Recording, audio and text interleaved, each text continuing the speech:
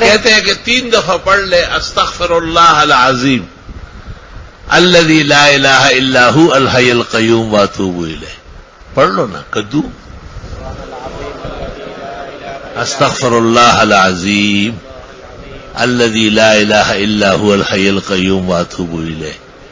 استغفر اللہ العظیم الذی لا الہ الا هو الحی القیوم یغفر له ذنوبه وإن كانت كزبد البحر ويغفر له ذنوبه وإن كانت كأوراق الشجر ويغفر له ذنوبه وإن كانت كأيام الدنيا ويغفر له ذنوبه وإن كانت كرمل عالج.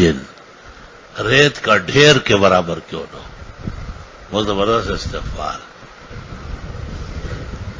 کہتے ہیں کہ ابلیس نے جب اللہ تعالیٰ سے مہلت مانگی انذرنی الی یوم یبعثون، اور حق تعالیٰ نے کہا ملائک سب دعا کر رہے تھے کہ اجازت نہ ملے اس کو اور اللہ تعالیٰ اس لعنتی اور رجیم کو مار ڈالے، لیکن اللہ کا نظام الوہیت کا شایع نشان ہے.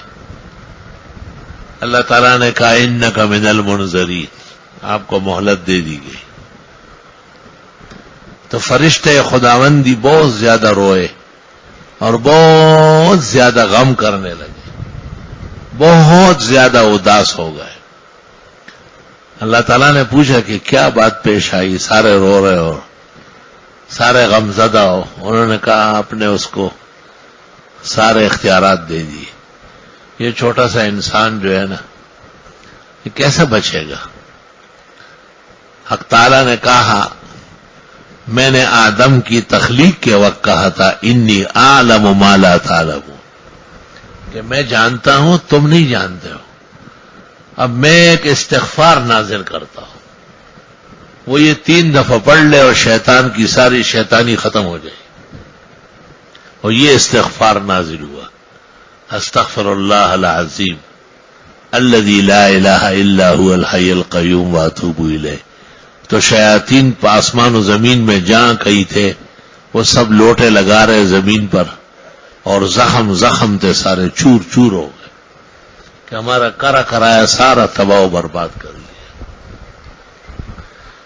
استغفار دیکھو نا، یہ وہ وظیفہ ہے کہ اللہ تعالیٰ نے خود دیا ہے. وما كان الله ليعذبهم وانت فيهم وما كان الله معذبهم وهم يستغفرون.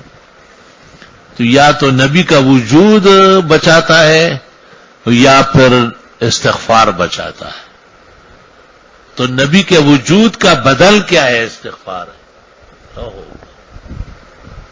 اور سورۃ ہود میں کہا کہ قوت بڑھا دوں گا، طاقت بحال کر دوں گا. اور سورۃ نوح میں تو جو کچھ باقی تھا سارا دے دیا.